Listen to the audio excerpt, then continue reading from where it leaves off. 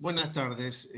Realmente es un enorme honor, placer haber llegado a este lugar con todos ustedes. Los que no me conocen, soy Cristian Calegari y me toca ser parte de una experiencia que nació en la pandemia, que se llama Instituto de Filosofía del Derecho del Colegio de Abogados de Morón, resumido como Filocam.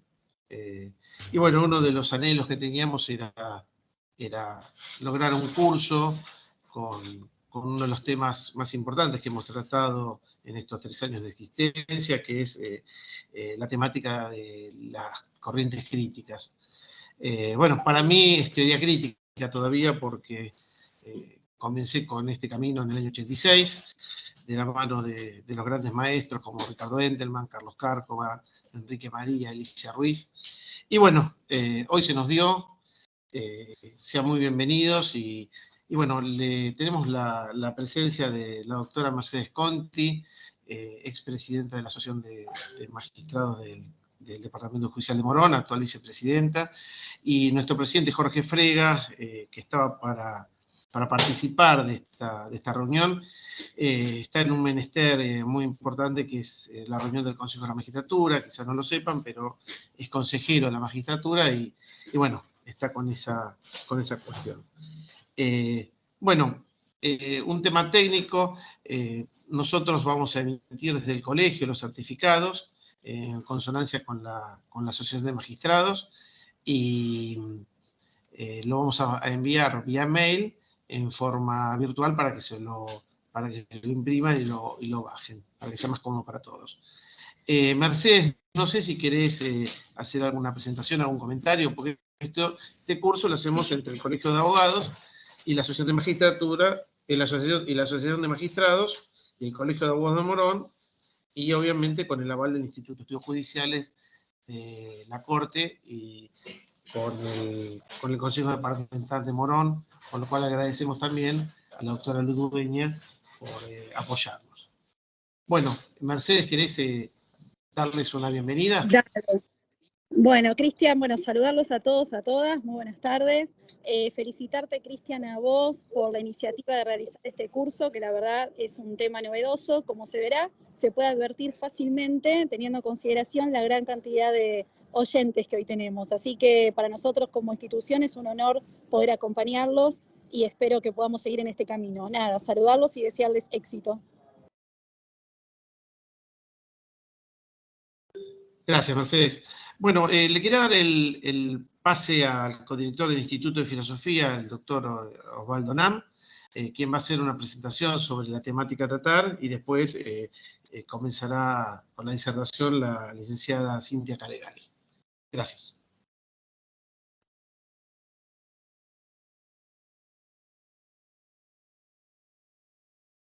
Osvaldo, discúlpame, tenés silenciado el micrófono. A ver ahí. Ahora sí. Ahí está, rebotó. Bueno, gracias. Decía buenas tardes a todas, a todos y a todes. La verdad que tenerlos en este espacio, con este marco, como bien decía Cristian recién, es para nosotros de alguna manera un espacio sobre el que veníamos trabajando desde hace mucho tiempo. El desarrollo de las cuestiones ligadas a la filosofía del derecho en general tienen que ver con ámbitos de estudios universitarios, ámbitos canónicos de investigación, pero no es lo usual, no es lo común que se desarrollen dentro de ámbitos donde se mueven nosotros, los operadores jurídicos, los que trabajamos todos los días con el derecho, haciendo sucesiones y juicios ejecutivos. Por ahí ese no es el ámbito, que sí es el Colegio de Abogados, que nos nuclea profesionalmente a todos nosotros. Y también la incorporación en este marco, como decía la colega, a la Asociación de Magistrados, ¿no? O sea, digamos, los magistrados, los abogados de a pie que hacen todos los días el derecho, que hacen todo el día la abogacía, que es esa otra manera tan común que tenemos nosotros de denominarla, por ahí no son los ámbitos dedicados al tema de la filosofía y cuán, digamos, interesante es poder haber encontrado este espacio que entre nosotros surgió en épocas de pandemia, cuando estábamos retirados hacia adentro y recién empezábamos a hacer nuestras primeras experiencias con los juzgados virtuales y demás, que empezaban a transformarse en lo cotidiano para nosotros los abogados, que en el ejercicio de la profesión. Y bueno, y allí surge este Instituto de Filosofía que hoy un poco está concretando esta actividad. Yo digo, si hay una cuestión que nos habíamos puesto como objetivo tratar en estos espacios de reflexión, es bueno, empezar a trabajar algunas cuestiones que por ahí no son las usuales sobre las que se trabaja en el derecho, pero sí, como decía Cristian, a quienes venimos desde hace tiempo husmeando y sondeando en las teorías críticas, en las perspectivas críticas del derecho, sí nos resultaba interesante poder conversarlo con los colegas, con los estudiantes de derecho, con los magistrados, y me refiero a algunas problemáticas como el tema del poder, como el tema de la sociedad y los conflictos que se dan dentro de ella, como el tema del lenguaje, como el tema de la política, ¿no? Entendida en aquella gran diferencia entre la política y lo político, poder meternos en esas cuestiones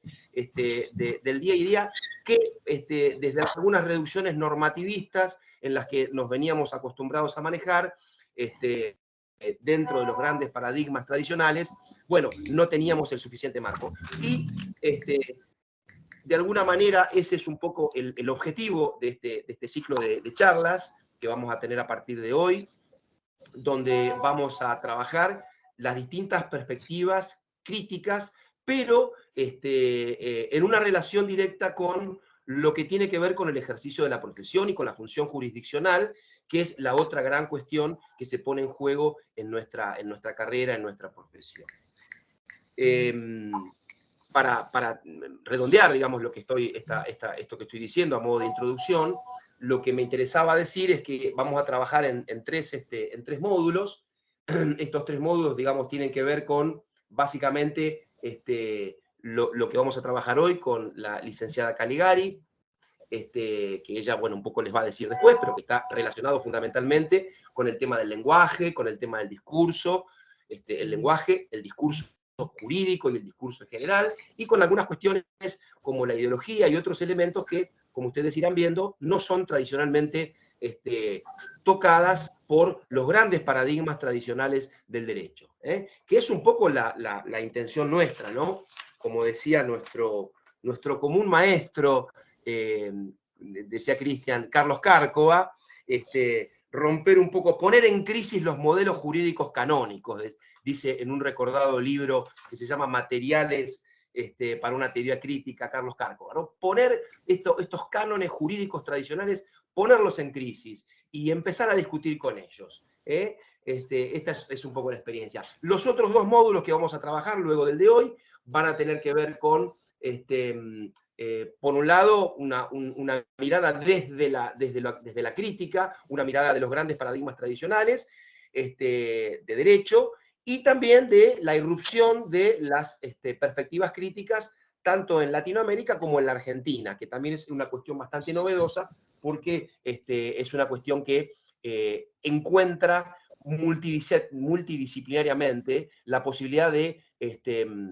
debatir y conversar con autores de distintas especificidades, como la sociología, la antropología, el psicoanálisis, etc. Y por último ya un módulo, un último encuentro que va a estar referido ya a las corrientes críticas, pero en los contextos. Y cuando digo los contextos me refiero a ya abordando grandes discusiones que tienen que ver con conflictos sociales, que tienen que ver con toda la idea de los nuevos movimientos sociales que se han producido a nivel global, con la cuestión ligada a los feminismos y a las perspectivas de género, con cuestiones, estoy siendo muy genérico para digamos, por lo menos marcarles con un trazo grueso lo que va a ser tratado en ese último módulo. Pero básicamente las perspectivas críticas ya puestas en contexto. Este es un poco el esquema general, Cristian, y te vuelvo a dar el pase a vos para así ya presentar a Cintia. Esta es un poco la perspectiva del curso en sus tres módulos. Bueno, está Jorge Fregas para darnos la bienvenida. Salió un segundito del consejo. No sé si Jorge querés participar de una bienvenida a todos los participantes. Y mientras tanto, les quería comentar que la bibliografía que vamos a tratar en este módulo y en los próximos dos, la vamos a subir en un drive que se va a enviar vía mail a todos ustedes. Jorge, ¿estás? Acá estoy. Gracias por darme el espacio. Perdón, No, Osvaldo, que te interrumpimos en tu introducción. Un placer realmente poder, aunque sea en la parte introductoria, hoy tenemos una agenda muy ajetreada, vengo del Consejo de la Magistratura, me voy con una visita muy importante que tenemos en nuestro colegio, pero bueno, no quería dejar de participar aunque sea en esta presentación. Tengo mi corazoncito puesto en la filosofía del derecho, saben muchos aquí presentes y dictantes y seguramente algún cursante que nosotros venimos de una participación como profesores en filosofía del derecho en algún momento. Pero como decía un licenciado en filosofía amigo, una cosa es ser licenciado en filosofía y otra cosa es ser filósofo, ¿no? Quizás también nos pase en el derecho, que una cosa es ser abogado y otra cosa es ser jurista. Bueno, nosotros aspiramos a poder avanzar en la capacitación de ambas cosas, ¿no? De abogados que sean juristas y de neófitos o conocedores de la filosofía que puedan por lo menos tener una visión más profunda en el pensamiento, en este caso en el pensamiento crítico, que es el tema de esta curso, esta capacitación, que como tal requiere que tengamos la mente abierta, que empecemos a tener una visión distinta de la realidad que nos circunda.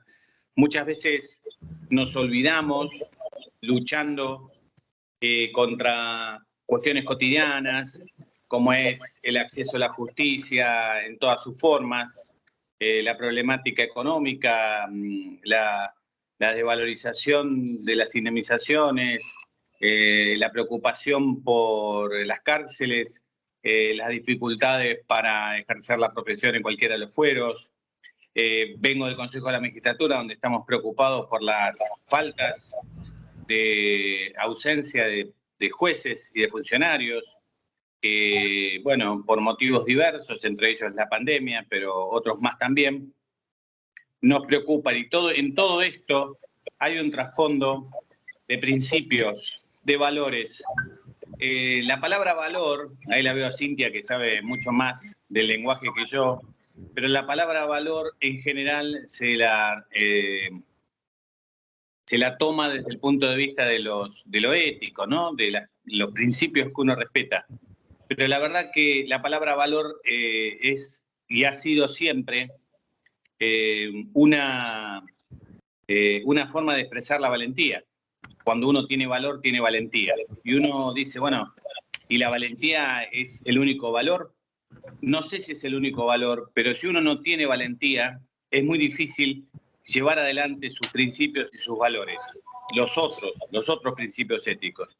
O sea que lo que primero tiene que tener una persona es valor, es la fuerza, es la decisión de, como diría Borges, la decisión de ser razonables, la extraña decisión, decía Borges, de ser razonables y de enfrentar los problemas cotidianos, todos estos que estamos mencionando, desde un lugar.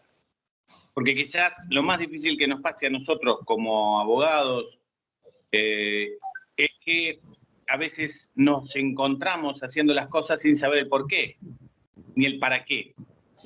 Y esta actividad repetitiva que termina siendo el ejercicio profesional o la administración de justicia, nos hace perder el verdadero sentido, del verdadero porqué de la abogacía y del verdadero porqué de la justicia en todas sus dimensiones.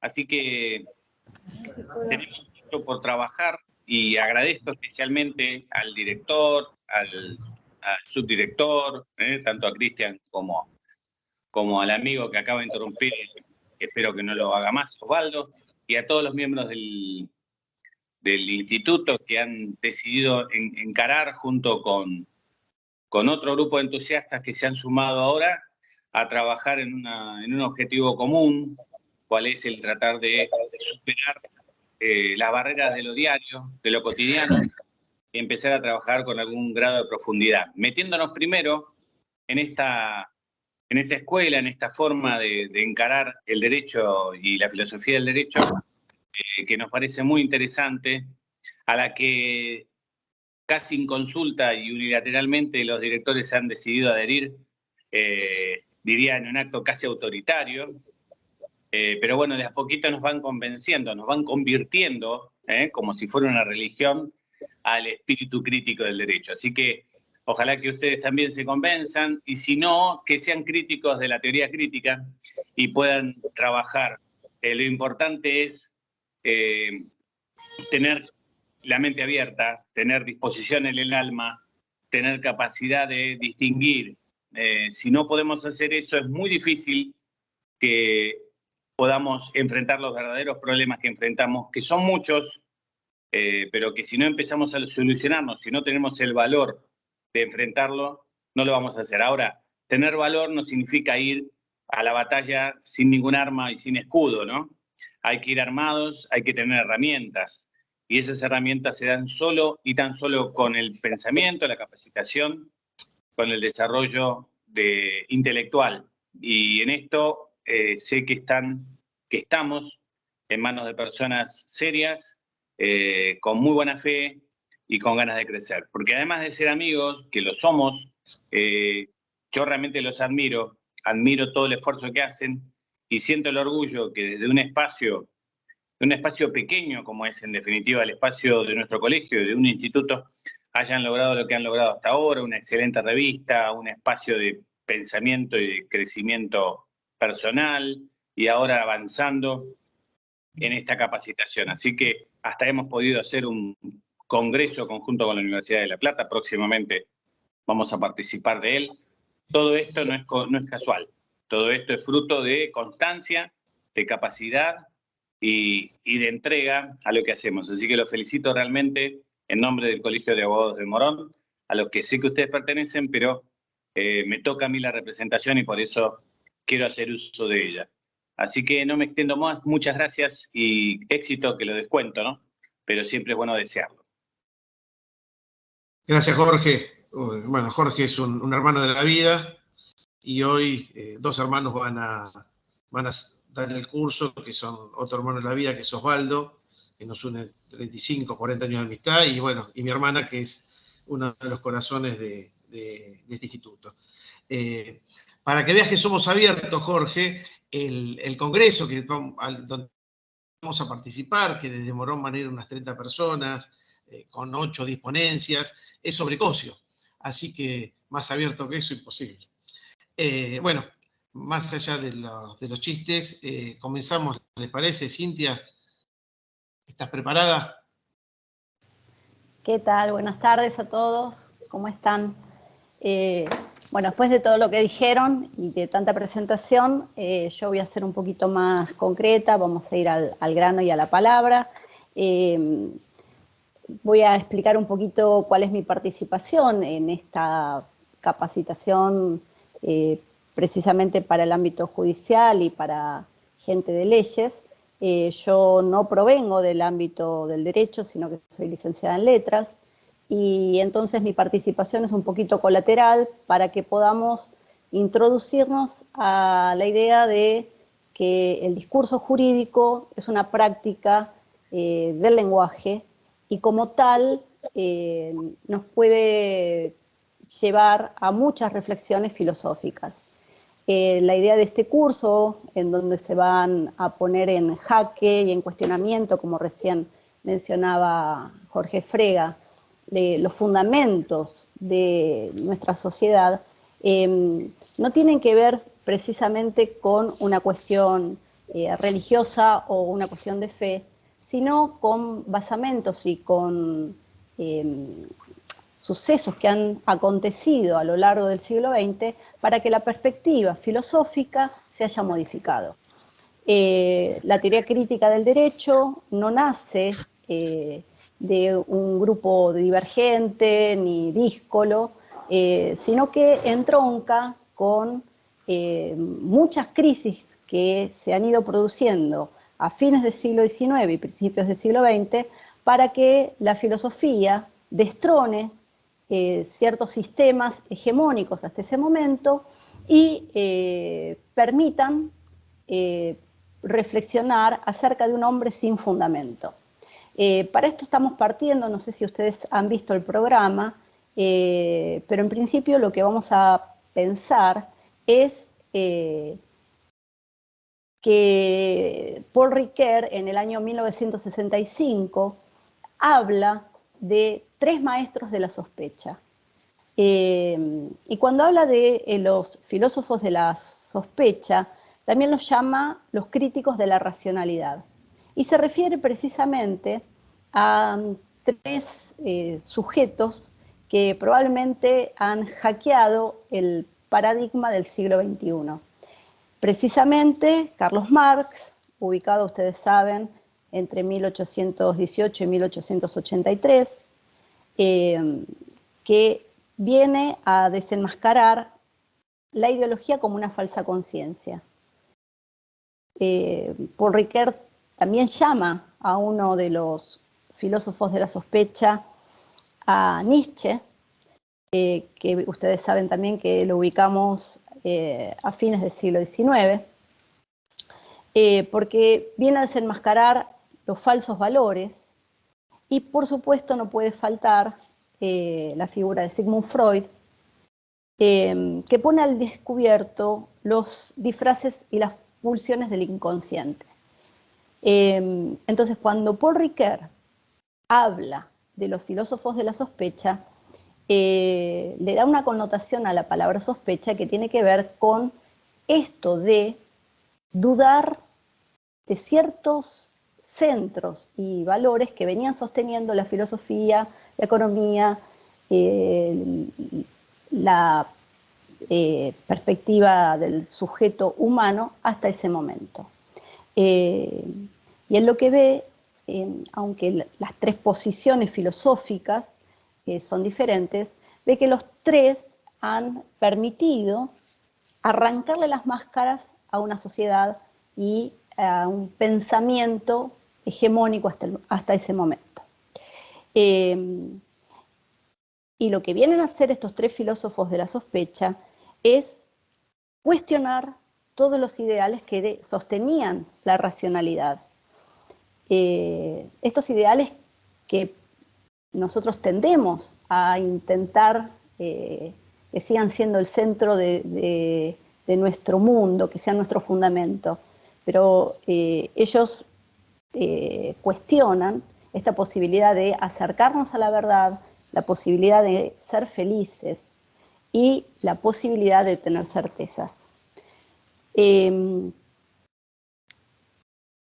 Precisamente todo este pensamiento se actualizó muchísimo en este tiempo de la pandemia, en donde, bueno, como recién comentaban en la presentación, nosotros comenzamos a reunirnos en torno a estas ideas filosóficas porque se estaba reactualizando todos estos fundamentos de la posmodernidad y esta sensación ideológica de no tener certezas.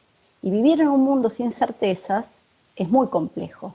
Entonces, entramos en este pensamiento filosófico para no solamente cuestionar, sino de algún modo intentar comprender lo que nos está sucediendo.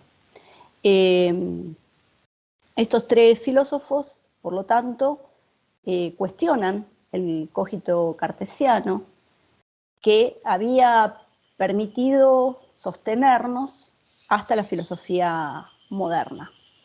Y entonces nos vamos a situar con un sujeto que no tiene fundamento, y no tener fundamento es sostener lo inasible del sentido de la existencia. Si no hay un sujeto fundador, no hay conciencia para ese ser que está allí inscripto. Y por lo tanto, esto va a llevar a que se cuestionen todos los sentidos. Y de este camino es que uno de los sentidos posibles que podemos cuestionar, o al menos interpelar, o hacerle alguna pregunta, es el sentido de la justicia, el sentido de la verdad, el sentido de la ley. Porque también nos vamos a preguntar si estos son valores absolutos, desde un modelo de un sistema filosófico hegeliano que sostenía la idea de una verdad, o si son condiciones atravesadas y construidas desde la historia, la sociedad y ciertas estructuras psíquicas que constituyen modelos de interpretación del mundo. Nosotros nos estamos inclinando hacia esta perspectiva, en donde la sospecha nos lleva a cuestionarnos y a preguntar cómo interpretar este mundo en el que nos estamos situando. Si para Hegel y Descartes el lenguaje era la voz de Dios, desde Nietzsche hacia acá, sabemos que somos sujetos sin un lenguaje que nos centre y hacia dónde podemos tender. En función de esto y de pensar el lenguaje, es que, bueno, como mi especialización es la comunicación, vamos a revisar algunas prácticas comunicativas, desde lo más básico hasta pensar un poquito en la construcción de los discursos, para conectar con estas ideas filosóficas de las que venimos hablando. Hasta acá está siendo claro, ¿tienen alguna duda? ¿Quieren hacer algún comentario? Me encantaría hacer un ida y vuelta, para que tampoco esto sea una exposición sin crítica, ¿no? Sin posibilidad de diálogo. Cintia, perdón que te moleste. Perfecto. ¿Puedes repetir los tres autores? Yo había dicho Nietzsche, Freud, perdón. Y había dicho Marx, Carlos Marx, primero, que viene a cuestionar un modelo económico. Nietzsche, que viene a cuestionar todos los valores morales hasta ese momento, y Sigmund Freud. ¿Sí? ¿Estamos bien? Gracias. Si me permitís, Cintia, un pequeño dato y aprovechando la manifestación de Matías, justamente cuando uno ve estos tres autores, Ricoeur, no solo en Freud y una interpretación de la cultura, que es el texto donde él habla, este texto es en el que él habla claramente de los filósofos de la sospecha, sino en 3 o 4 textos más que son más o menos contemporáneos, desarrolla esta idea con 3 autores que, si uno los ve, digamos, la verdad es que son bastante distintos, porque Marx era un positivista y reducía a la ciencia y a lo científico toda su explicación de la destrucción del Estado capitalista, ¿sí?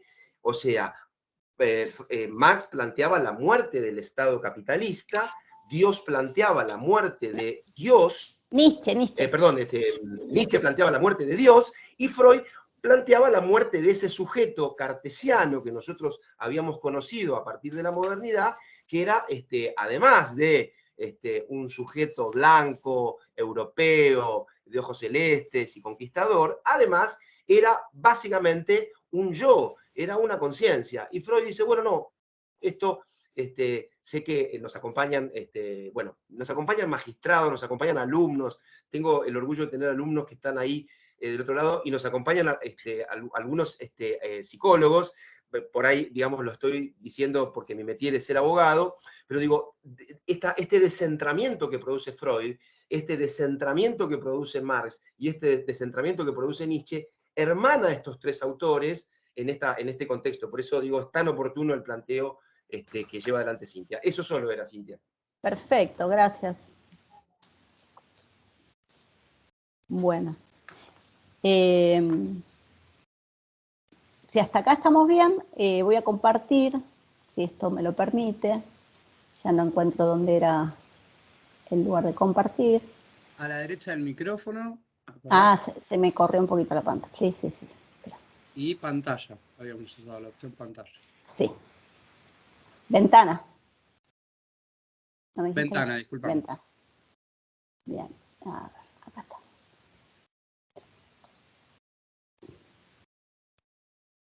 ¿Se ve algo? Perfecto, lo vemos. Bien. Esquema de la comunicación. Esquema de la comunicación. Parece muy simple lo que voy a empezar a plantear, pero desde repensar las situaciones comunicativas, desde lo más básico, que fue una primera descripción casi mecanicista, en donde se veían las partes que constituían la comunicación humana, hasta la complejidad de quienes revisan este sistema, como Kerber Orecchioni, vamos a empezar a pensar este discurso jurídico quizás desde otra perspectiva.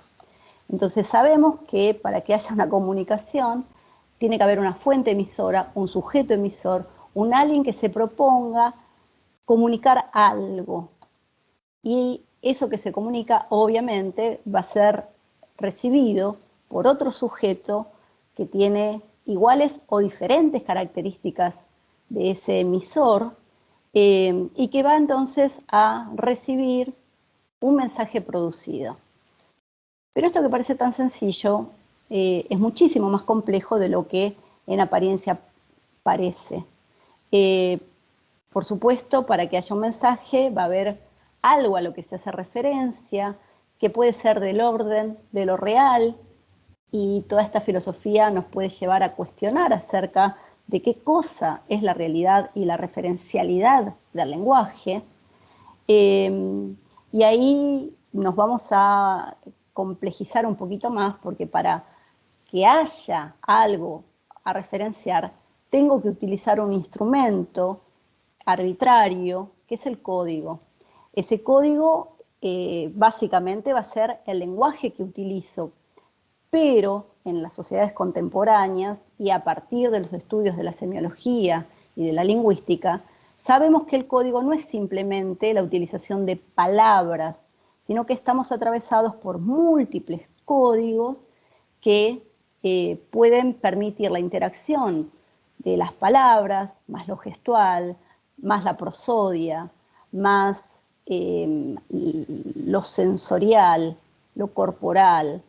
Y entonces ya toda esta recepción y emisión se complejiza muchísimo más. Y a la vez pensar que esto que acá está presentado como un esquema de flechas no es tan sencillo, porque se pone en juego a partir de la implementación de un canal, que es ese medio a través del cual esto puede suceder, y que pensemos en las tecnologías modernas, cómo esto se ha llevado a límites casi insospechados desde que se planteó el esquema de comunicación, pensando, por ejemplo, en la virtualidad con la que en este momento nos estamos pudiendo comunicar. Toda esta interacción no es simplemente la suma de los elementos que mencionábamos, sino que tanto el emisor como el receptor, utilizando los otros elementos, tienen que tener capacidades comunicativas. Por eso se menciona el término de competencias. La competencia es aquella atribución en el uso, no solamente del lenguaje verbal, sino de el léxico, las entonaciones, la comprobación del feedback, que permite o no que pueda funcionar la comunicación. Y estas competencias comunicativas están atravesadas por el conocimiento del lenguaje, por la utilización de todo aquello que viene a acompañar el uso del lenguaje, es decir, como mencionaba antes, las entonaciones, los movimientos, la gestualidad, los silencios. Y a esto se suma todo el entorno cultural al que pertenecen emisor y receptor para ponerse en vínculo. Y cuando hablo de lo cultural, no estoy hablando de lo culto, sino de las extracciones desde donde el emisor y el receptor construyen su mundo y su raíz identitaria. También entran en juego en estas comunicaciones las competencias ideológicas, es decir, la visión de mundo y la perspectiva valorativa que de ese mundo tienen quienes participan, y por supuesto todo esto está atravesado por las determinaciones psicológicas que tienen que ver con la construcción de un mundo emocional, con la recepción de un mundo emocional y, por lo tanto, aquello que pensábamos en un comienzo, que era simplemente que un emisor emitiera, construyera un mensaje para un receptor, es muchísimo más complejo y difícil de analizar si no se tienen en cuenta todas estas competencias que nos atraviesan. Bien, quiero ver si puedo cambiar de...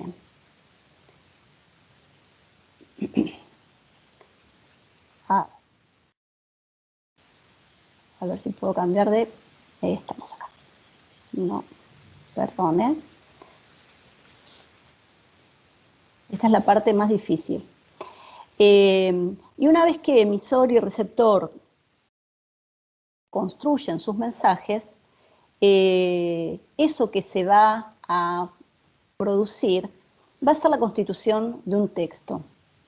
Que ese texto va a ser más extenso, más breve y va a estar atravesado por el contexto sociohistórico desde el que se produce. ¿Me están escuchando? ¿Me siguen? ¿Estoy ahí? Te escuchamos, te vemos, sí. Sí, se escucha. Se escucha perfecto, Cristian. Bueno, gracias, porque yo solamente veo mi pantalla. Sí, te escuchamos. Bueno. Ahora dejaste de compartir el Power para volver ahí ¿verdad? está. Ahora sí, espera. Perfecto. Claro, y quedé solo con el esquema de comunicación, entonces... Claro, perdón. Esta es la parte que recién mencionaba de lo difícil que es medir todo lo que sucede en la comunicación, ¿no? Bueno, acá tengo Ahora sí. la estructura textual. Un texto no es solamente la configuración y el acercamiento de palabras que están unidas por ciertas ideas, sino que para que haya un texto se tienen que sumar tres elementos fundantes. Uno se denomina coherencia, que en rasgos generales tiene que ver con esa unidad de tema que todo texto propone. Y para que haya coherencia, por supuesto, quien elabora y quien va comprendiendo el texto, tiene que poder ir siguiendo la hilación a nivel léxico, semántico y temático que ese texto va proponiendo. Por otro lado, para que la coherencia exista, hay ciertas herramientas que se denominan cohesión, que se ponen en funcionamiento para que los vínculos semánticos que propone la coherencia se desplieguen. Ahora voy a desarrollar el tema de la cohesión, pero a la vez, para que coherencia y cohesión funcione, lo que tiene que haber es una determinada adecuación, es decir, producir un texto en relación con quiénes son los participantes que intervienen en esa interacción comunicativa. Para que haya adecuación, otra vez tenemos que pensar en el esquema comunicativo y esa competencia comunicacional que se tiene que dar entre los polos que se comunican. La cohesión se va tejiendo a lo largo del texto a partir de lo que llamamos una cohesión gramatical o una cohesión léxica. Respecto de la cohesión gramatical, básicamente en las estructuras sintácticas que se ponen en juego, partes de ese texto van a ir haciendo mención a otras partes ya señaladas. Esto básicamente funciona a nivel oracional cuando se sustituye alguna palabra de una oración por un pronombre de otra oración subsiguiente. ¿Qué se evita con la referencia gramatical? Repeticiones inútiles, incoherencias y que el texto quede desarmado. Otro fenómeno de la cohesión gramatical es lo que se denomina la elipsis. Muchas veces, para no enredar el discurso y que sea muchísimo más económico y claro, hay partes de ese texto que debemos suplir, tenemos que omitir. Esto es lo que gramaticalmente se llama sujeto tácito o predicado sin verbo o elisión de determinadas frases, que no porque dejen de estar van a generar cuestionamientos, sino todo lo contrario.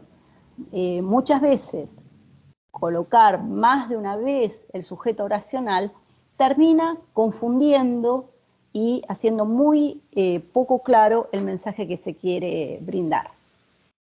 Y respecto de esta cohesión gramatical, otro elemento básico es lo que se llaman los conectores, la conexión intra y extra oracional, que va a ir permitiendo que distintas partes tengan ciertas conexiones de tipo de unión o de causa-consecuencia. Básicamente los conectores nos van a permitir establecer disyunciones, plantear la oposición entre ideas o nos permiten optar entre enunciados diferentes. Esto funciona gramaticalmente a nivel oracional y muchas veces en oraciones consecutivas. Y después tenemos lo que denominamos la cohesión léxica, que ya no es un trabajo simplemente a nivel oracional, sino que nos permite ver en ese tejido textual cómo ciertas partes que están mencionadas al comienzo de un texto están poniéndose en relación con otras partes. Y ahí es donde trabajamos la sinonimia y antonimia, que es el juego de suplir una palabra por otra similar, o a la vez trabajar con cadenas de opuestos que llevan al mismo efecto. Otras veces trabajamos con la repetición léxica para ir volviendo a vincularnos con la coherencia textual. Y otras veces utilizamos palabras que se llaman generalizadoras para recuperar información ya emitida. Por ejemplo, después de que se nombran muchos sustantivos, uno puede decir con un pronombre indefinido la agrupación de todos, es decir, algunos, todos, nadie, otros, son palabras que pueden ir enlazando lo ya dicho, o también tejiendo con hiperónimos, que son aquellas palabras que agrupan a muchas de la misma especie. Si yo, por ejemplo, digo flores, la palabra flores va a ser un hiperónimo de distintos tipos de flores. Y creo que de todo esto de los elementos de la cohesión textual, para el discurso jurídico, la que más utilizan gráficamente es lo que llamamos paráfrasis, tratar de decir lo mismo con otros esquemas léxicos. Ahí cambié de ficha, sí, ¿no? ¿Me siguen? ¿Están? Hola. Sí, sí, estamos bien. Sí, sí. Ahora dice enunciado, enunciación. Bien, bien. Todo esto que recién mencionábamos a nivel textual no existe si no se produce lo que en análisis del discurso llamamos el proceso de la enunciación. Y este proceso de la enunciación tiene que ver con que cada persona que va a construir su discurso no lo hace espontáneamente, aunque sea de forma oral, sino que se apropia, se hace dueño de lo que llamamos el aparato formal de la lengua. Y en ese sentido, elige tomar una posición gramatical, ideológica, y va a ejecutar su enunciación a sabiendas de que su enunciación va a generar determinado efecto.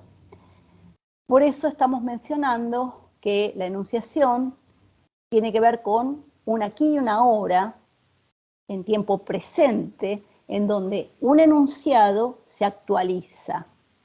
Y esa actualización va a tener distintas recepciones según quién sea el enunciatario. Fíjense que de alguna manera el enunciador y el enunciatario vienen a sustituir lo que antes mencionábamos como emisor y receptor, pero de un modo mucho más complejo, porque aquel que se propone realizar una enunciación tiene muy claro que va a ir dejando en su enunciado ciertas huellas, ciertas marcas, cierta posición ideológica sobre el mundo. Y esto va a quedar impreso en los enunciados. Y entonces acá recuperamos, ¿no? La enunciación es el acto de producir un discurso, sabiendo que el discurso no es meramente una emisión oral, sino que es toda textualidad que tiene la finalidad de producir un mensaje ideológico sobre el mundo. Hay tantos tipos de discursos como prácticas sociales existen. Y estos discursos se van a ir modificando a lo largo del tiempo de acuerdo a quién es el que lo produce, a quién está dirigido ese discurso y la coyuntura de espacio y tiempo y situación comunicativa en la que se produce. Todo esto va a ir conformando un acto de enunciación. Digamos que, por ejemplo, todo esto que yo recién mencionaba de la comunicación, el contenido es el mismo que uno puede verter en una clase de lengua a nivel de enseñanza primaria, secundaria, universitaria, o en esta particular enunciación en la que estamos. Pero no es el mismo contenido, porque está cambiando quién lo emite y fundamentalmente quién lo recibe. Y en esa recepción se va a modificar un algo de ese enunciado. Por eso decíamos recién que la enunciación es el momento presente en el que se actualiza un enunciado. Para que haya enunciación, todos estos elementos que están aquí mencionados tienen que ponerse en juego. Decíamos que es fundamental que haya un sujeto de la enunciación, es decir, un alguien con la intención de comunicar. El sujeto no es una persona empírica y nada más, sino que es hasta una posición ideológica sobre el mundo. Y este sujeto de la enunciación uno lo puede ir descubriendo a partir de ciertas huellas que va dejando en su enunciado. Y las huellas son precisamente estas que tengo por aquí. Por un lado tenemos lo que llamamos deícticos. Los deícticos son marcas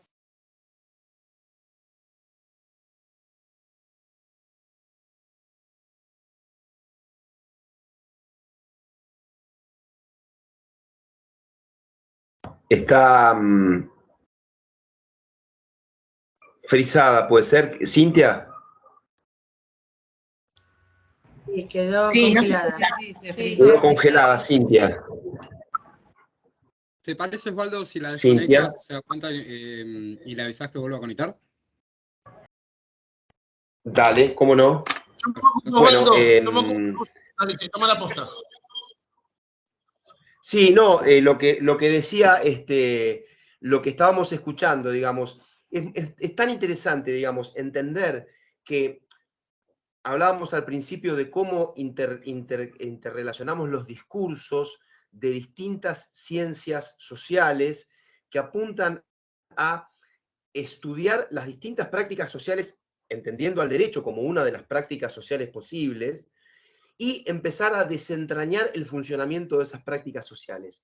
Estamos viendo algo, ustedes saben que hay algunas escuelas de derecho que no son justamente las teorías críticas, pero hay algunas escuelas de derecho como las escuelas analíticas que basan exclusivamente su mirada sobre el derecho y sobre la cuestión jurídica en estas cuestiones que tienen que ver con el lenguaje, porque realmente la importancia de el análisis del lenguaje y el análisis del discurso, como muy bien marcaba Cintia en su presentación, la diferencia entre uno y otro, tienen una entidad tal dentro de la actividad del derecho, por una cuestión básica, que hasta ahora no se dijo, pero me parece que es muy importante entender que el discurso jurídico es un discurso performativo.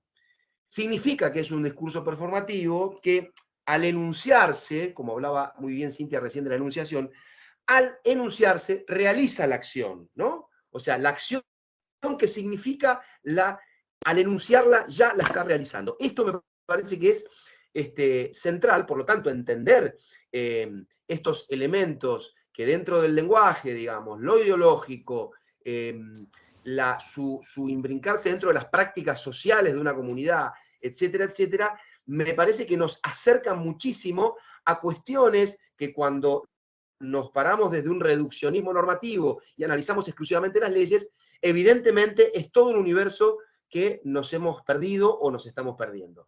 Cintia, te vuelvo a la... Estaba relacionando un poco estas cuestiones Genial. de la comunicación y del lenguaje con algunas cuestiones puntuales del derecho. Genial, muchísimas gracias. Se cortó mi conexión y bueno, pero esto también tiene que ver con lo difícil que es comunicarnos en estos tiempos, ¿no? Donde estamos sujetos a una virtualidad y a una tecnología que tiene sus limitaciones respecto del canal con el que nos estamos tratando de poner en vinculación. Y a la vez viene también a desmoronar esta cuestión del sujeto que puede comunicar todo lo que quiere comunicar. Fíjense que la interacción humana, cuando estamos próximos, uno tiene la percepción, lo más real que puede creerse, de las aseveraciones del otro, del entendimiento, de una mirada, de un gesto. Pero en esta virtualidad en la que estamos, yo de golpe me quedé hablando sola, y de golpe no sabía si estaban o no del otro lado, y entonces pude darme cuenta que se había apagado el módem, etcétera, etcétera, etcétera. Y todo el hilo de una exposición, cómo se rompe y se modifica. Entonces ahí es donde todas estas competencias culturales y comunicativas se ponen en juego. Lo emocional, la tecnología, lo cultural, las distancias, bueno, todo esto que revisábamos con la comunicación. Voy a tratar de compartir otra vez lo que estábamos viendo. Estábamos hablando de los elementos de la enunciación, ¿no? ¿Se ve? No. Ahí lo vemos, sí, sí. Ahí está, Ustedes Cintia. están viéndolo, bien. Acá, bárbaro. Entonces, yo creo que me estaba deteniendo en lo que llamamos deícticos, ¿sí?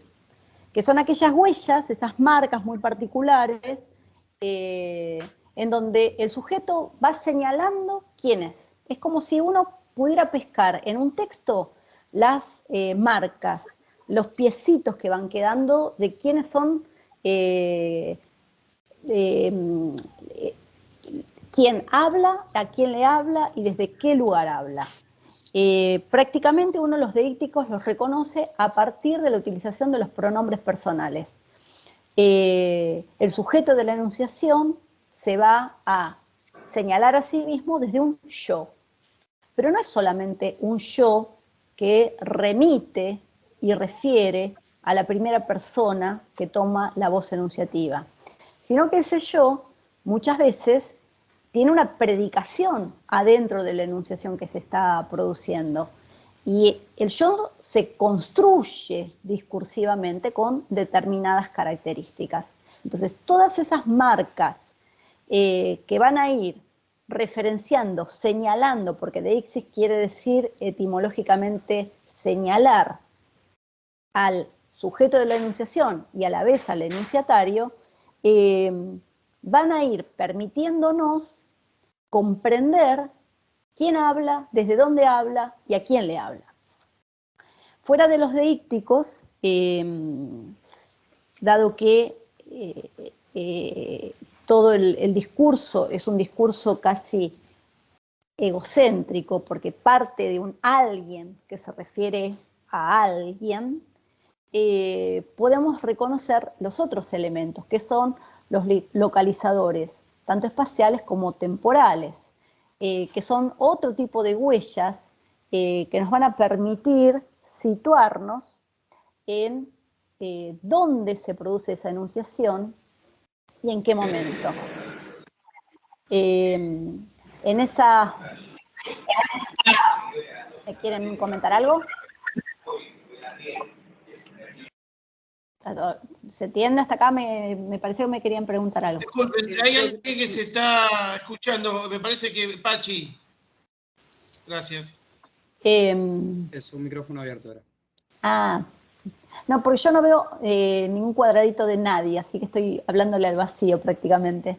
Entonces, esas localizaciones espaciales las podemos reconocer desde determinados adverbios de locación, como puede ser un aquí, allá, más arriba, que nos van a ir permitiendo ir construyendo un pseudo lugar adentro de esta cosa tan inmaterial que es el discurso.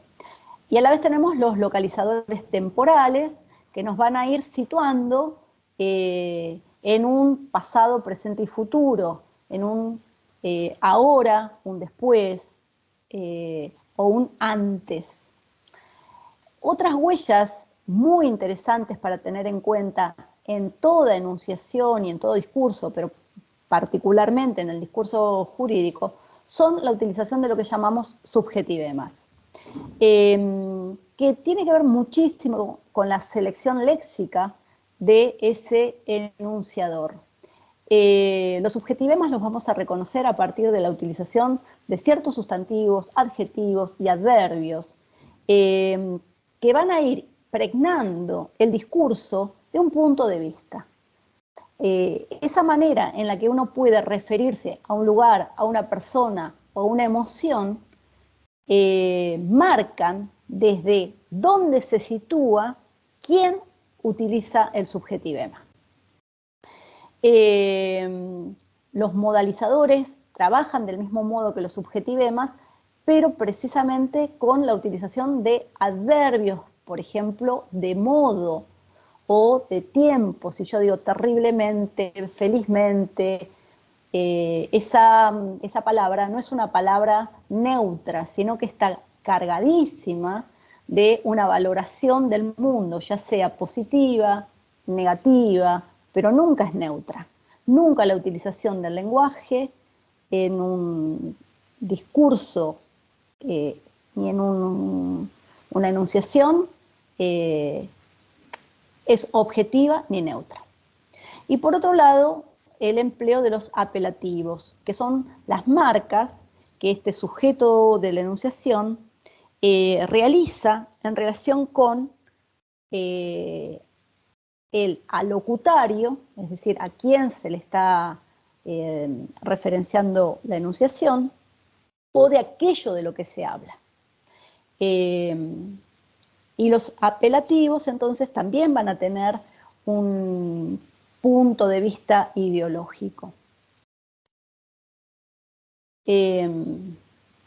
Con todo esto, volviendo a la idea de un texto es una complejidad de suma de elementos que no están aislados, sino que están tremendamente vinculados, por un lado a nivel gramatical, cohesivo, y por otro lado a nivel de la coherencia semántica, pero a la vez con una impronta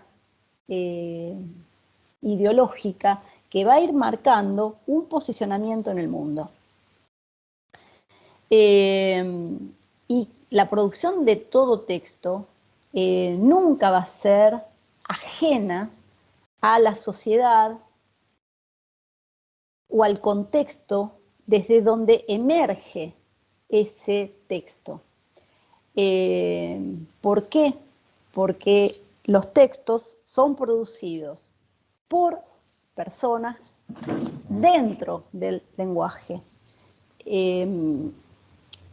Y cada utilización discursiva es una mirada sobre el mundo al que pertenecemos. ¿Sí? Bien, voy a tratar de salir de esta parte. A ver. Ahí está. Bueno, hasta acá con las interrupciones que tuvimos se va entendiendo. Me gustaría saber qué resonancias les trae esto. Creo que Osvaldo pudo hacer alguna interpretación muy atinada en relación con el discurso jurídico, ¿no? Sí, en realidad, Cintia, lo único que incluí, que por ahí me adelanté algo que vos ibas a decir, utilicé la palabra performatividad, porque me parece que es muy pertinente, y que además tiene en estos tiempos, bueno, estamos hablando de que prácticamente todo lo que estamos diciendo está dentro de un texto. Esto me remite a Derrida, pero la performatividad en estos tiempos me remite básicamente a Judith Butler, con esta idea de cómo los lenguajes, los discursos performativos nos van constituyendo, ¿no? Esto que vos decías recién, estamos, o sea, y tampoco es un invento tan actual, ¿no? Wittgenstein ya hablaba de el lenguaje como una forma de vida, y en ese caso, por ahí simplemente incluí la palabra performatividad cuando vos te congelaste, porque me parecía muy pertinente para el tipo de discurso que nosotros utilizamos como abogados en nuestra actividad cotidiana, estemos donde estemos en la escala de operadores jurídicos que seamos, estemos del lado de la justicia, o sea, sistema jurisdiccional, le hace, o seamos simplemente abogados de pie o seamos estudiantes de derecho. Pero el elemento de la performatividad, que a veces no terminamos de entenderlo, no terminamos de verlo claramente, cuando en realidad nos constituye, el derecho nos constituye, nos pone un nombre, separa nuestra sexualidad, nos dice qué es lo que está prohibido y qué es lo que está permitido. O sea, la verdad que el discurso del derecho, el discurso jurídico, bueno, válgame Dios si es performativo, ¿no? Sí, y aclaremos que la idea de lo performativo. Perdón, sí, tiene... yo estoy leyendo el chat. Sí. El doctor González nos está preguntando por qué todavía no nombramos a Foucault, y le dije que bueno, que ya vamos a llegar. Que sea paciente. No, sí, es muy pertinente, muy pertinente. Sí, claro. Sucede que antes de entrar en Foucault y todo el perspectivismo sobre el lenguaje que él plantea, bueno, yo me estoy ciñendo más a algo elemental que tiene que ver con el uso lingüístico del lenguaje, ¿no? En relación con lo performativo que mencionaba Osvaldo, ajustemos que lo performativo del lenguaje tiene que ver con algo que a veces es imposible de medir, que es el efecto que el discurso de un sujeto produce en el que lo recepciona. Y por más que tengamos en claro muchísimas estrategias de enunciación y sepamos de qué manera es más adecuado armar ese enunciado para supuestamente generar ciertos efectos performativos, esto es inmedible. Por todo lo que mencionábamos antes respecto de todos los condicionamientos que se ponen en juego en el momento en que se genera una práctica discursiva. Sí podemos establecer que seleccionando determinado género, seleccionando determinada intencionalidad, determinadas tramas, determinadas tipologías, lo performativo podrá ir hacia cierto lado, pero también es inmanejable, ¿no?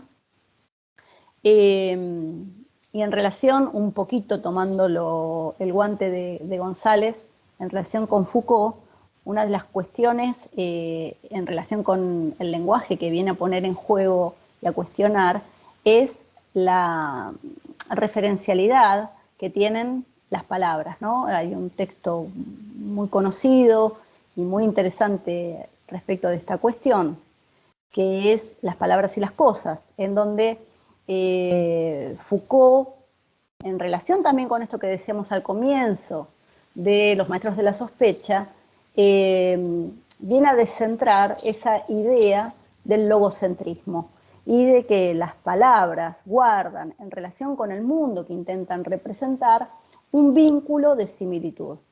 Él tira abajo el logocentrismo y pone en duda el vínculo de identidad que existe entre una palabra y aquello que intenta representar, asomándonos de un modo también muy abismal a la imposibilidad de poder comunicarnos.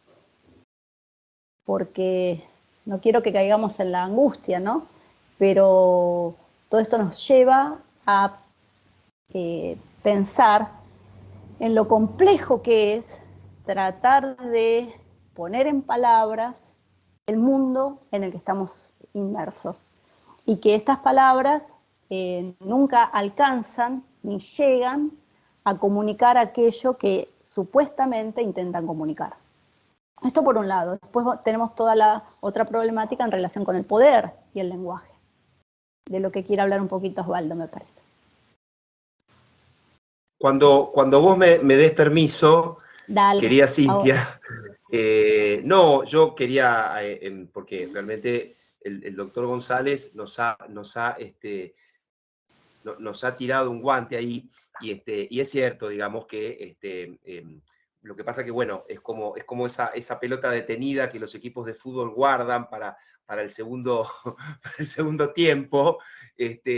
Realmente, no, pensaba metiéndome en lo tuyo, en lo más profundamente tuyo, Cintia, en el famoso poema de Borges, El Golem, ¿sí? El Golem dice, lo leo porque no... Yo dice, te lo digo, si como afirma dale, el griego en el cratilo, ahí está, si como afirma el griego en el cratilo, el nombre es arquetipo de la cosa, en las letras me hiciste confundir. En las letras de Rosa está la rosa, y en todo el Nilo la palabra. Y todo el Nilo, me detengo ahí porque es un poco más largo, pero digo, el nombre es arquetipo de la cosa, ¿sí?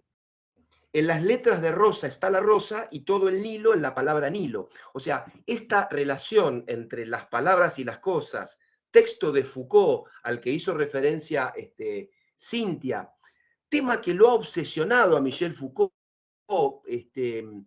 tal es así que su relación con un poeta surrealista famoso que se llama René Magritte, cuando escribe otro texto muy interesante de Foucault, y que está también en la misma línea de lo que venimos hablando, que se llama Esto no es una pipa, ¿no? Porque ustedes saben que René Magritte, pintor surrealista, tenía una pintura que era una pipa, y abajo, escrito en francés, que no sé cómo se dice, decía, esto no es una pipa. Es Senet, exacto. Bueno, no, lo desconozco, no quise. El cuadro decía, tenía la foto de la pipa, una pipa hermosamente pintada, y abajo decía, esto no es una pipa. Digamos, para no ahondar tanto en el tema, pero sí pararnos en el lugar donde queremos entrar a la cuestión de ese orden discursivo, de esa cuestión del poder que permite una palabra y niega otra, que permite a un hablante y corre a otro del lugar, o le prohíbe hablar, o utiliza un determinado término en otro, que es algo a lo que sí apunta Foucault, con mucho refinamiento y con mucha erudición en sus textos, no solo en las palabras y las cosas, y en esto no es una pipa, sino en el orden, particularmente en el orden del discurso. El orden del discurso es un texto inaugural que realiza Foucault cuando asume en el Collège de France una cátedra de pensamiento, porque él no hablaba de filosofía, hablaba de pensamiento. Esto es algo realmente impresionante, ¿no? Nosotros hablamos de derecho y hablamos de normas jurídicas, y nos remitimos a hablar del texto del artículo 245 de la Ley de Contrato de Trabajo. Y a lo sumo describimos la cuestión histórica de en qué momento fue sancionada, etc. Bueno, Foucault es tan abarcativo su mirada y tan rica por eso, que se hace cargo de una cátedra de pensamiento donde él entiende que, digamos, según cuentan los que lo veían dictar sus clases, era prácticamente un loco que llegaba con sus libros, no desperdiciaba un instante del tiempo que tenía, en una cátedra abierta.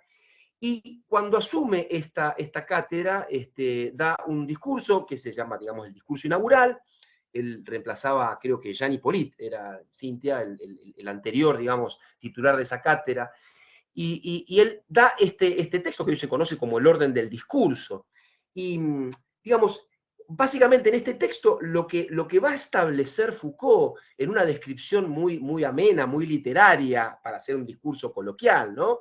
Es, bueno, justamente, ¿quiénes son los que pueden hablar?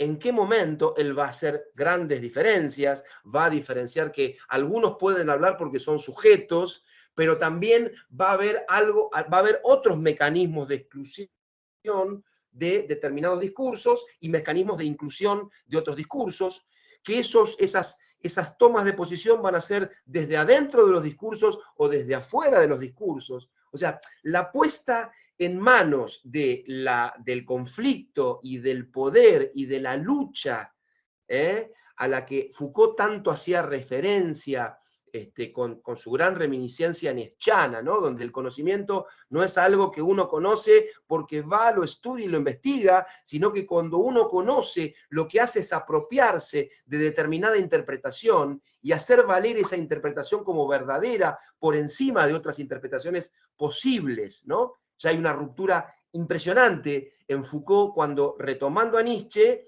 rompe con toda la mirada aristotélica, platónica, con toda la filosofía griega tradicional que decía que nosotros conocemos las cosas porque están allí, se nos ofrecen y nosotros decimos que esas cosas son ellas.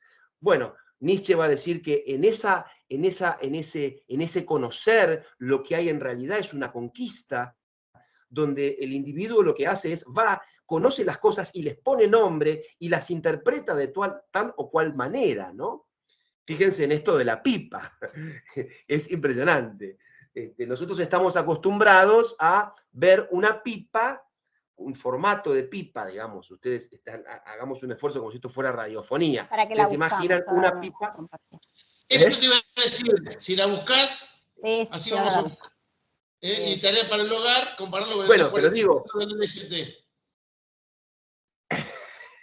No, bueno, pero digo, básicamente, esta idea que trasladaba el colega que manifestó en el chat, me parece que es muy interesante porque el poder no es algo ajeno al derecho y tampoco es ajeno al conocimiento. Pero además hay una relación tan íntima entre el conocimiento y el derecho que en los análisis genealógicos que realiza Foucault nos va contando... ¿Se ve? Perdón. ¿Se ve? Ahí está, hermoso. Bueno, el punto de lo que está mencionando Osvaldo, déjame intervenir un segundito, es para pensar señora, también en el signo, ¿no? Esto es un cuadro. Y de manera muy ostensible, Magritte escribe. Y entonces ya acá juega con dos códigos que se superponen y hacen estallar el mensaje de este cuadro. Porque por un lado tenemos el ícono, la figura, que obviamente es una representación arbitraria de un elemento que creemos que está allí, pero no está allí. Y por otro lado, un enunciado que niega aquello que estamos viendo. Pero no solo lo niega, sino que a la vez le da una definición. Porque lo que está haciendo con esta imagen es plantearnos o hacernos dudar respecto de lo que la percepción visual e intelectual recibe de este mensaje. Sin engañarnos, porque precisamente nos está diciendo, este elemento que ustedes ven ahí no es aquello que representa. Acá no está la pipa, sino lo que está es una pintura en donde se conjugan colores, luces, sombras, en una bidimensión que intenta representar algo de la realidad. Ahora, esto también nos abisma, como decíamos hace un ratito, respecto de qué cosa es la realidad. Y por otro lado, viene a tirar abajo toda otra representación realista del mundo, porque aparentemente esta imagen es muy similar a el objeto real. Pero, ¿qué es la realidad? ¿Sí? Entonces, en este cuestionamiento o en esta muestra gráfica de lo que es un signo, nos sumimos en la arbitrariedad que tienen los signos. Es decir, los signos son una mediatización entre ideas, personas y objetos del mundo. Y todo esto se complejiza aún más cuando quien utiliza los signos detenta el poder y tiene un conocimiento específico y unas estrategias muy claras de cómo utilizar esos lenguajes para producir efectos performativos.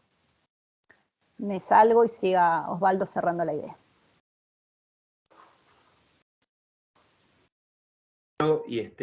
Y me parece que es oportuno para retomar, digamos, por lo que venías desarrollando, pero sí para poner este punto donde el poder, digamos, se mezcla y se nos hace ya familiar ver desde el derecho que el poder se nos mezcla en esta práctica jurídica que denominamos derecho, ¿no? Porque muchos de nosotros nos formamos... un segundito, perdón la interrupción. Cintia, tendrías que dejar de compartir la pantalla, ¿sí? ¿Qué estoy compartiendo ahora? La entrada a Teams. Ajá, ahí. ¿Ahora está bien? Sí. Osvaldo, perdón la interrupción. Gracias. No, por favor, por favor. Además, si hay algo que gracias, sí. Si hay algo, yo no veo lo que Fernando, se ve. Hay algo que nos dice, que siempre nos llevan en las redes, es a no compartir, en realidad. Nos llevan a compartir, pero en realidad nos llevan a no compartir. Pero digo, no, simplemente esto, cómo el poder empieza a aparecer, el poder, la ideología, que es una toma de posición por el poder, empieza a aparecer en el lenguaje, empieza a aparecer en el derecho, Y si seguimos adentrándonos en todas las prácticas sociales en las cuales el lenguaje y el poder se van mezclando, vamos a encontrar que el poder está en muchos más lugares y termina, muchas más cosas terminan no siendo tan naturales como nos imaginábamos que eran. En relación con esto, la idea es pensar concatenadamente que venimos hablando de la caída de ciertos valores y ciertos modelos filosóficos.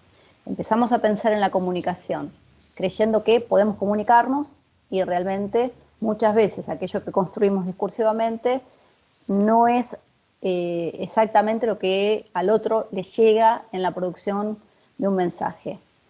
Después pensamos un poquito en la constitución de los textos y estos textos cómo son parte de lo que llamamos géneros discursivos.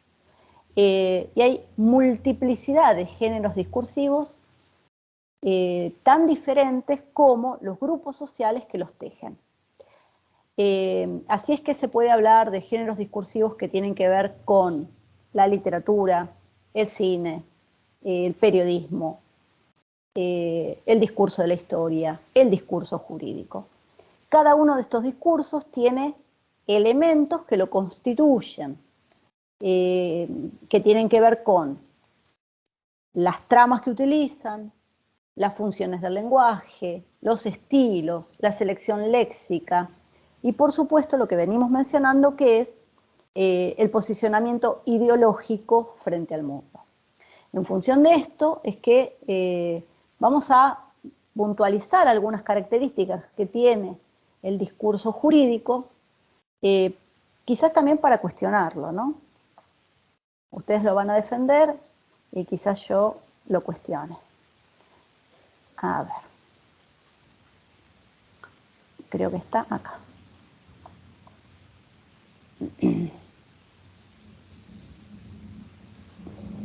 ¿Se ve algo? Todavía no, Cintia. Mientras vos vas encontrando la senda, Cintia, yo voy simplemente diciendo que vamos a subir un PowerPoint con varios de estos textos que estamos haciendo referencia y además estamos entrando en la última media hora, Cintia Calegari, licenciada, así que, bueno, nada, es simplemente esa cosa del tiempo que nos corre, sí. Entonces hay que ¿Ahora se ve o no se ve? Perfecto. Ah, sí, bueno, perfecto. Entonces que quiero, ahora quedé en la última, quiero ir a la primera. A ver, taca. Bien. Veníamos hablando entonces de los discursos y decimos entonces que el discurso jurídico tiene los valores de cierto grupo de poder. ¿Y qué viene a hacer este discurso jurídico? Va a poner de manifiesto la racionalidad que privilegia ciertas estrategias de enunciación. Y que, por ejemplo, es muy sintomático que en ese discurso jurídico no aparezca claramente quién es el sujeto de la enunciación. No hay un yo que se haga cargo de la enunciación en los textos jurídicos. Y esto, en líneas generales, lo que va a producir es un efecto de ficción. Detrás de todo discurso jurídico es como si las instituciones le hablaran a los receptores. Y podemos pensar ya en algo que cuestiona el conocimiento y el saber, y es que el discurso jurídico construye textos en donde el sujeto de la enunciación no se presenta como un sujeto. Esto es para pensarlo, ¿no? Voy a la otra. ¿Cuáles son las características de este discurso jurídico? Cintia, ¿te puedo hacer una consulta Sí. Con respecto a lo que comentaste recién? Sí. ¿Y ese sujeto no sería el Estado? Bueno. Bueno, pero por eso digo, es una institución, ¿sí? Que pretende ser el Estado, la justicia, la ley, la norma. Son instituciones, pero no son personas. que se hacen cargo como en un discurso convencional, en donde el yo es yo.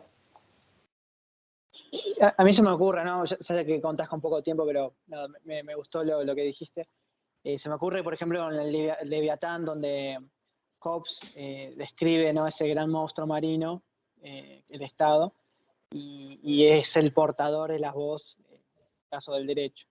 Pero bueno, es como decís vos, ahí es una institución, no es una persona, es un conjunto de individuos, ¿no?, matemáticamente formulados. Y detrás de esa institución también hay una ficción. Ese es el punto clave para pensar. ¿Habla la institución? ¿Habla Dios? ¿O es una arbitrariedad ficcional en la que creemos quienes le hacemos caso a ese discurso? ¿Sí? Entonces, el lenguaje jurídico quizás tiene muchas más características y ustedes que lo manejan, lo utilizan estratégicamente, van a encontrar muchísimos más ejemplos que los que yo puedo enunciar, ¿no? Busca ser la lengua de la administración de la justicia, que es esto que decías vos recién. Es la institución del Estado, de la verdad, de los valores. Y ese emisor, desde ese lugar, desde el que enuncia, se coloca en una posición de dominio, que a la vez se ampara en el anonimato de no presentarse desde un yo. En toda esta estructura, en donde el que emite es una institución anónima, se da por descontado que el receptor, en ese par del que hablábamos en la comunicación, asume un lugar de subordinación. Y que o acepta esa prescripción que el emisor está impartiendo, o simplemente se queda como un receptor pasivo que se informa de algo. En esa comunicación lo que hay y lo que prima es una asimetría de poder desde el vamos del principio comunicativo. Y por otro lado, el canal, que si bien se ha tenido que modernizar o mover en las últimas condiciones en las que nos estuvimos teniendo que manejar a partir de la pandemia, pero el canal también es un canal muy particular. Es un papel que tiene una marca de dominio, que es una fecha, una firma, que lo enmarca en una especial estructura. Y a la vez, cuando ustedes han tenido que hacer documentaciones de tipos virtuales, también han tenido que enmarcarlos en un ámbito institucional, ¿sí?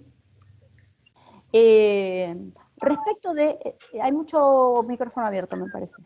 O no sé si alguien más me quiere interpelar. Sí, hay una pregunta, Cintia. Decime. Hay una preguntita de Rubén. ¿Puede ser? ¿Rubén? Sí, ¿puedo preguntar? Sí, sí puedo contestar. Sí, por favor, Rubén. Cuando hablas de ficción, ¿se escucha? Sí, perfecto. Cuando hablas de ficción, ¿estás refiriéndote a un escenario en que se producen las cosas, cualquiera sea cualquiera sea el titular de la institución Estado, Poder Judicial, o lo no que lo fuere? Digo con carácter peyorativo, Pues, sino que lo digo simplemente con un carácter de creación. Descriptivo, ¿no? Descriptivo, exacto. No hay un juicio de valor. No, para nada, para nada. No, está bien para saber. Correcto. No, digo, es más, desde esta perspectiva teórica, todo lo que utilizamos los seres humanos a partir de la herramienta que es el lenguaje es una ficción, en el sentido de una creación arbitraria que en función de lo que decíamos recién, de la pipa y esa representación, no puede captar la realidad, sino que es una mera aproximación. Ficción no es peyorativo, sino todo lo contrario, para mí, que soy del mundo de las letras y la literatura, sino que me estoy refiriendo a que es una construcción arbitraria. Cintia, completando lo tuyo, y por ahí lo puedo decir desde el campo de lo jurídico, para completar la respuesta a Rubén, el derecho se encuentra lleno, repleto de ficciones. Todas las instituciones y solemnidades que constituyen obligaciones para las partes, en contratos, en dispositivos que están en condiciones de dictar hasta sentencias, están repletos de ficciones. De hecho, uno de los juristas más importantes, que es Hans Kelsen, el austríaco, de quien hemos aprendido aquello de la pirámide y demás, digo de manera risueña, bueno, justamente en su última etapa, su norma básica fundamental, la famosa idea esta del orden jerárquico del ordenamiento jurídico, entendía que era una ficción para poder explicar cómo funcionaba el derecho. Ahora, sí, en algo que vos preguntaste, cada una de estas ficciones se relacionan con prácticas sociales. Hay prácticas sociales donde después se establece una ficción, porque el Estado, en términos de lo que venía diciendo Cintia, es una ficción. Ahora, el Ancien Régime que cae con la toma de la Bastilla era una ficción política que era el absolutismo, ¿sí? A partir de eso aparece una nueva ficción, una nueva creación, un nuevo invento arbitrario, pero que reproduce prácticas políticas y que reproduce prácticas sociales, ¿sí? O sea, la divisoria, digamos, es bastante clara, aunque tenemos que verla en perspectiva, ¿no? O sea, siempre en el lenguaje hay un hecho concreto y material, pero luego además, o a la vez, no sé cómo decirlo Cintia, pero a la vez hay también una ficción, y decidimos decir a un objeto, denominarlo de una manera determinada, por ejemplo, es una pipa, y le podríamos decir otro nombre, o una bolsa podría ser utilizada para, en otra ficción, para realizar una práctica vejatoria no me sale la palabra ahora, una práctica vejatoria en una mazmorra de la dictadura militar, por ejemplo. Una bolsa podría servir para torturar a una persona. Y también puede, o sea, digo, las ficciones políticas, el Estado burgués y el Estado absolutista son dos estados, pero a la vez son dos ficciones. O sea, digo, siempre hay prácticas sociales. No es que son arbitrarias creadas en un laboratorio, sino que se asientan en prácticas sociales. Pero insisto, si me permitís un segundito, Cintia, sí, para buscar un poco más de alguna claridad más en el llano. La primera ficción en la que nos basamos los abogados y que se basa la ley es en que todos la conocemos. El derecho. El derecho es conocido por todos. El derecho es conocido por todos. La verdad jurídica de la verdad real. Claro. Que es un sujeto de derecho, que es un consumidor. Nos vamos ubicando en roles que son ficcionales. Igual eso seguramente van a estar en las dos próximas clases, pero para que se comprenda hacia dónde apuntamos, ¿no es cierto? Y tampoco es un carácter peyorativo ni de juicio de valor. Tratamos de hacer algo descriptivo, obviamente no puede ser objetivo porque somos sujetos, pero en este sentido lo estamos usando, el término de lo ficcional. Y algunos de los rasgos característicos que tienen que ver ya con la implementación de su vocabulario es que, al menos en su utilización más clásica, tiene una rigidez y una estructura muy conservadora en cuanto a las estrategias lingüísticas que utiliza. Y dentro de todo este discurso jurídico hay géneros que tienen particulares formatos, como un contrato, una instancia, una sentencia, un recurso, y que no puede cualquier ejecutor o abogado redactarlo del modo que quiere sin ceñirse a esa prescripción que el género le establece. Por otro lado, el vocabulario es conservador, con tecnicismos, frases que llamamos frases hechas porque son fórmulas que a veces son muy lejanas a la lengua estándar, ¿no? Al uso cotidiano. Nosotros hemos hecho algunas jornadas que específicamente reflexionan en torno del lenguaje jurídico en lo que se llama la búsqueda de un lenguaje claro. Hay toda una corriente filosófica que está pensando en reformular estas características estandarizadas del lenguaje jurídico. Perdón, ahí te interrumpo un segundito más. Inclusive en la escuela judicial hay un módulo sobre el lenguaje. Claro. Que es en el que los futuros magistrados es donde más problemas han tenido en la aprobación de esa materia.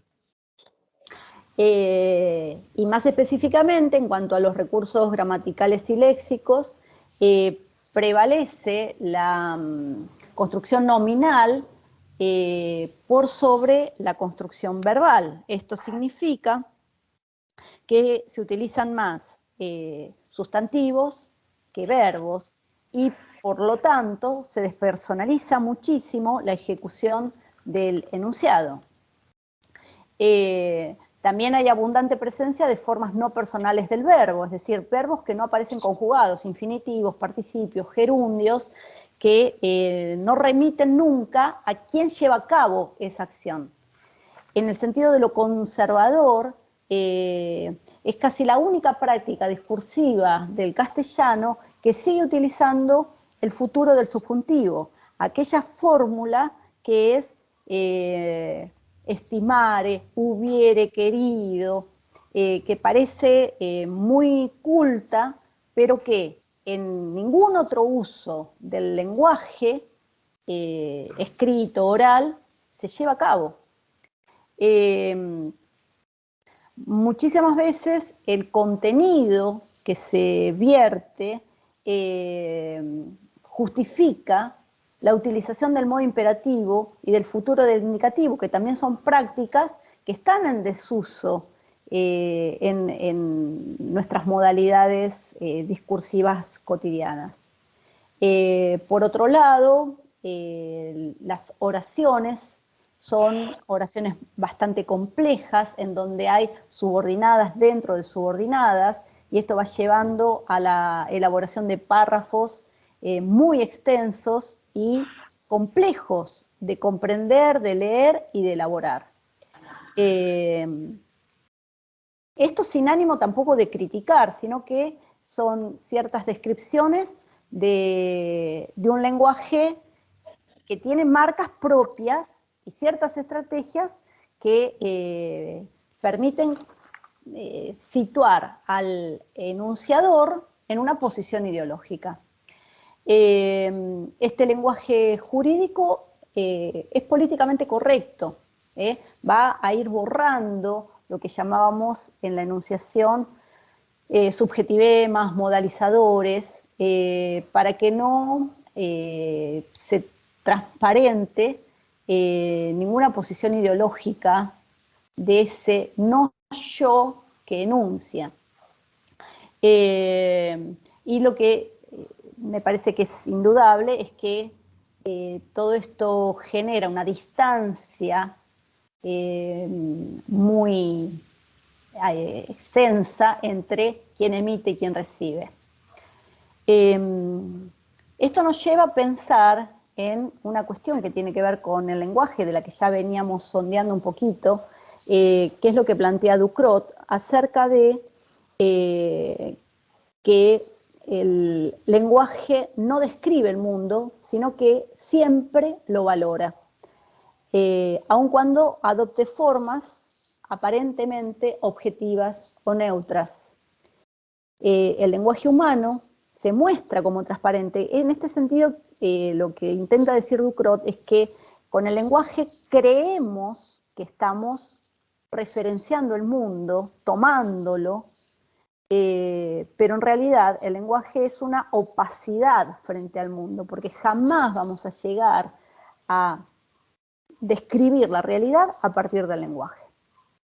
Me parece que por este lado pensar un poquito en este discurso jurídico nos puede posicionar en algún en otro lugar, ¿no? Dejé de compartir ese PowerPoint, me parece. ¿Está bien? ¿Salí de ahí o no? ¿Estoy? Sí, sí, perfecto.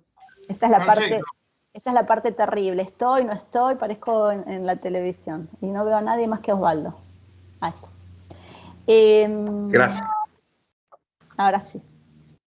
En relación con todo esto que planteábamos, a la luz de los estudios culturales de la década del 60, también quería hacer referencia a esta idea de pensar el discurso en función de la sociedad en la que se inscriben los discursos.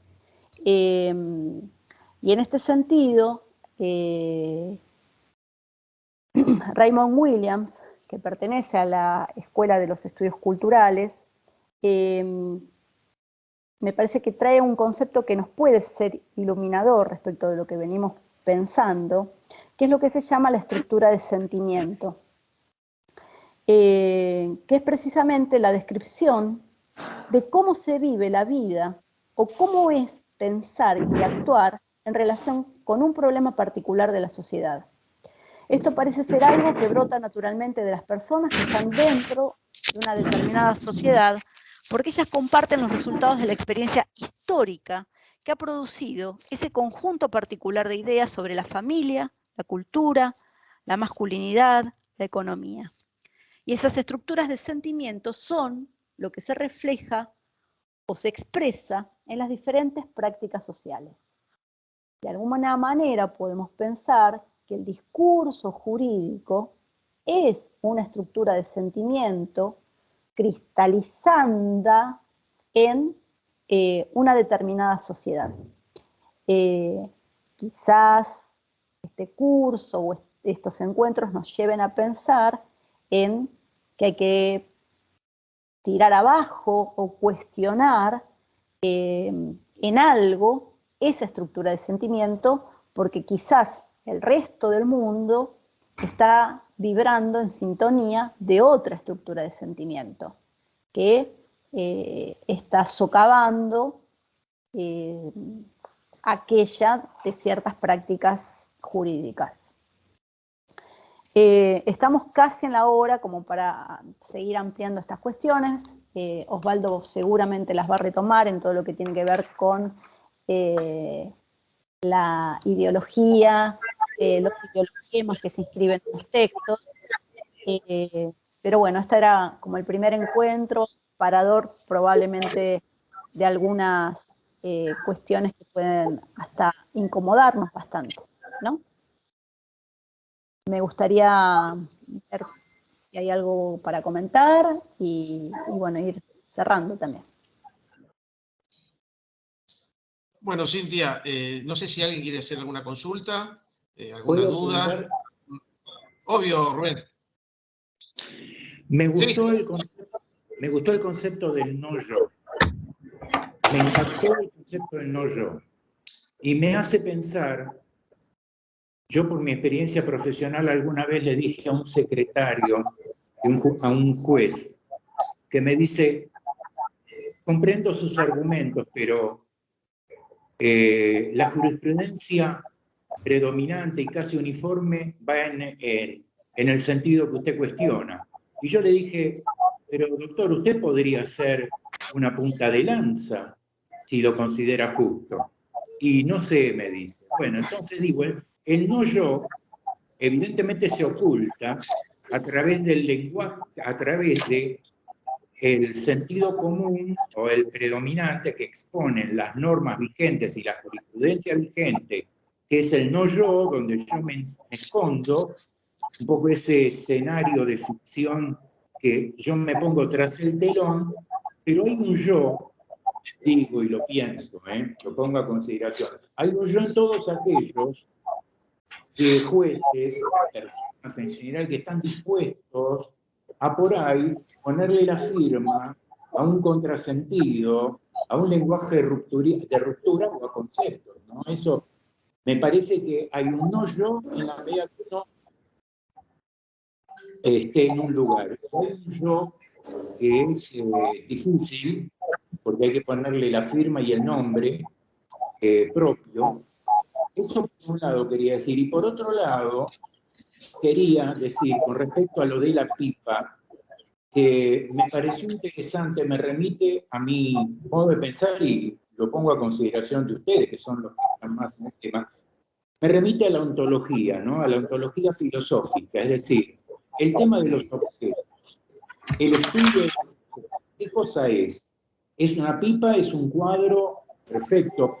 Y el tema de que las palabras reflejan, pero en realidad también se han constituido en objetos.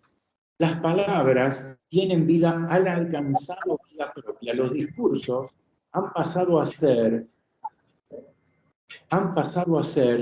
unontos, es decir, cosas con vida propia, de modo tal que la pipa, es decir, no por nada la pipa, no por nada las imágenes de la tele que esto ha exacerbado, y todo lo demás, nos confunden lo que es la realidad de la no realidad.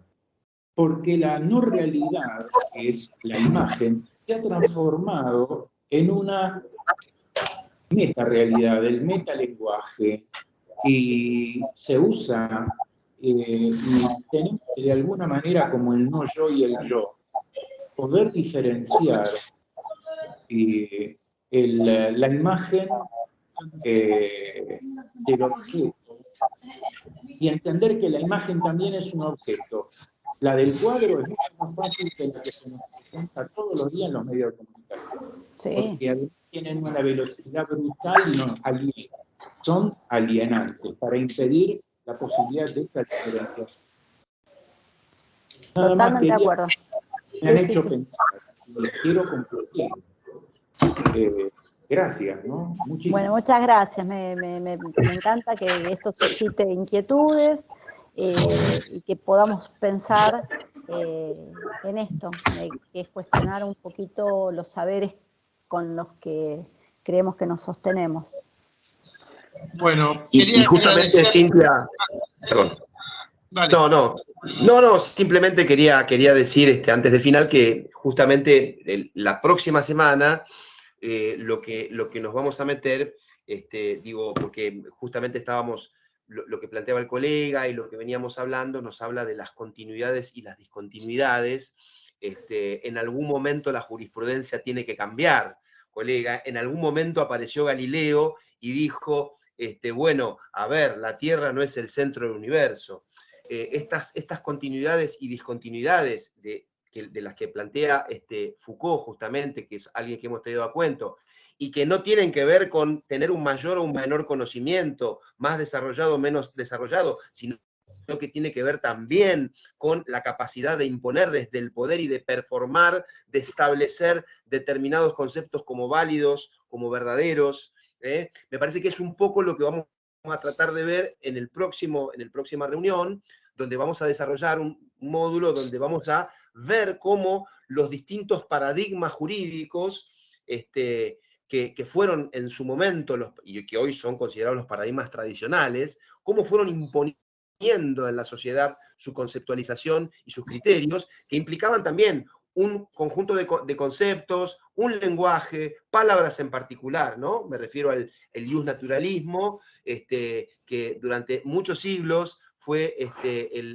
la conceptualización del derecho más aceptada, y luego con el advenimiento de la modernidad y de la ciencia y del modelo científico, permitió que el positivismo sea ese nuevo paradigma que desplazara al anterior y también traía sus palabras, sus conceptos, etcétera, etcétera. Así que bueno, lo digo como un poco comentando lo que va a ser la próxima Publicidad, reunión. va. Estamos haciendo un poco de autobombo y nadie que nos auspicie, para la próxima reunión. Bueno, llegamos al fin de la primera clase. Realmente gracias por todas las palabras que hay en el chat, por los que están mandando por el mail. Bueno, los miembros del instituto, apoyando y bancando como siempre, la gente del colegio, hermosa, y el resto de los invitados, realmente todo un lujo. Los esperamos el martes que viene, y después tendremos... Cristian. ¿Quién habla? A ver. Sandra Balzano, ¿te puedo hacer una consulta? Los Power de Cintia, ¿van a ser subidos a ese drive? Sí, se los paso. Sí, igual son gratuitos, Cintia. El instituto no van a tener problema, después agendelo. ¿Qué dijiste, Osvaldo? No, si son gratuitos o tienen un costo adicional. Son fruto de mi trabajo. Seguimos con esto. Les quería agradecer, rebobinemos. El jueves y viernes vamos a estar en La Plata, en el Congreso de Filosofía, donde vamos a presentar unas cuantas ponencias, y va a ser nuestra primera presentación pública como instituto. Y el próximo miércoles vamos a tener una reunión presencial donde vamos a llevar las conclusiones del Congreso. Vamos a hablar seguramente de este primer encuentro y del segundo que va a dar Osvaldo el martes, y ahí a los miembros del instituto que necesiten algún material se les brindará. Por otro lado, por mail se les va a enviar un drive con la bibliografía que tiene que ver con todo este curso, así que quédense tranquilos que lo vamos a seguir cuidando, mimando, como ustedes hacen con nosotros. Nos vemos la semana que viene. Muchas gracias un abrazo. por el espacio. Muchas gracias. Un abrazo. Muchas gracias.